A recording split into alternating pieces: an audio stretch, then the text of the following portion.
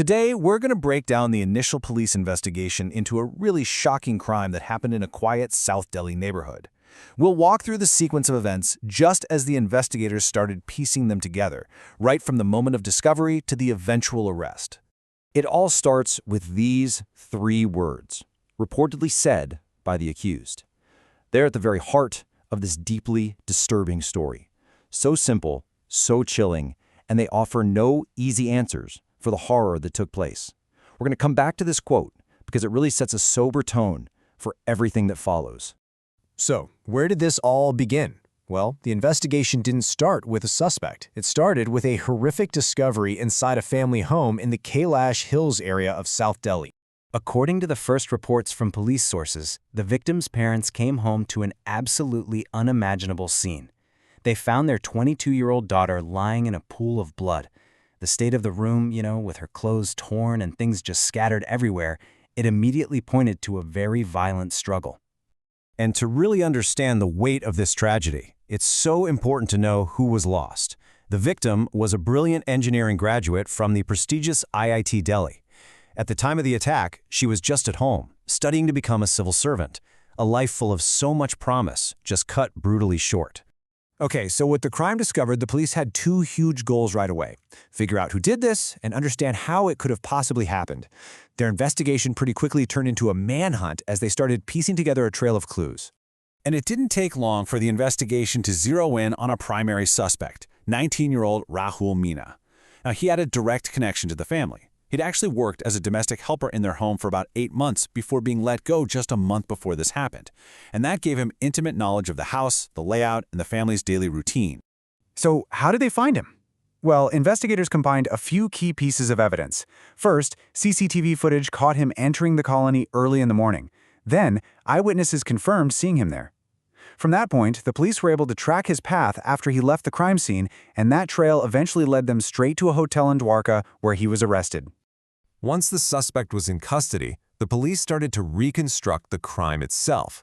They focused on this incredibly critical time frame, a narrow 40-minute window where this entire horrific event allegedly took place. Just 40 minutes. Think about that. That's how much time police believe the accused was inside the house. It's a shockingly brief period for such a devastating sequence of events to unfold, and it really highlights a chilling level of speed and intent. The timeline the police put together is incredibly precise. The suspect allegedly entered the colony around 6:30 in the morning. By 6:49 a.m., he'd used his spare key to get inside the house, and by 7:20 a.m., he was gone, fleeing just 30 minutes before the victim's parents got home.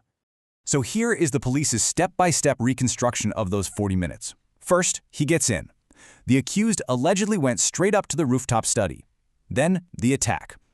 He reportedly strangled the victim and hit her until she was unconscious, and then assaulted her. After that, the motive seems to shift to robbery. He allegedly dragged her downstairs, broke open a locker to steal cash and jewelry, and finally changed his clothes and fled the scene. And this brings us right back to the really strange psychological element of this case, which is all centered around the suspect's alleged statements and his demeanor during the interrogation. According to police officials who were actually part of the questioning, the accused showed no visible remorse at all. They described him as being composed, calm, which they found deeply, deeply unsettling given the absolute gravity of the crime he's accused of. During that interrogation, when they asked him about the crime, he allegedly offered this simple, haunting reply. It just happened. It's a statement that just completely evades any responsibility and offers zero insight into the violence. But then he reportedly followed that up with another statement, delivered in this very matter-of-fact tone: if Diddy had given the money, this would not have happened. And while that points to robbery as a motive, investigators found the detached way he said it just as chilling. It suggests a complete disconnect from the reality of his actions. Now, just as the investigation in Delhi was unfolding, a disturbing new dimension emerged. Police began to suspect that this might not have been an isolated incident, and that the accused could be a repeat offender. The case took an even darker turn, with a parallel investigation.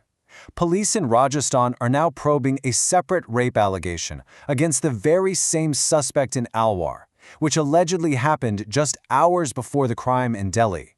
A special team has been formed to look into that charge, and it raises this terrifying possibility of a cross-state crime spree. So, with these parallel investigations now underway, let's just quickly summarize the current status of the case. This is still a very active investigation. Rahul Meena is in police custody, and authorities are painstakingly analyzing CCTV footage all the way from Delhi to Alwar to reconstruct his movements. At the exact same time, that separate investigation in Alwar is still ongoing.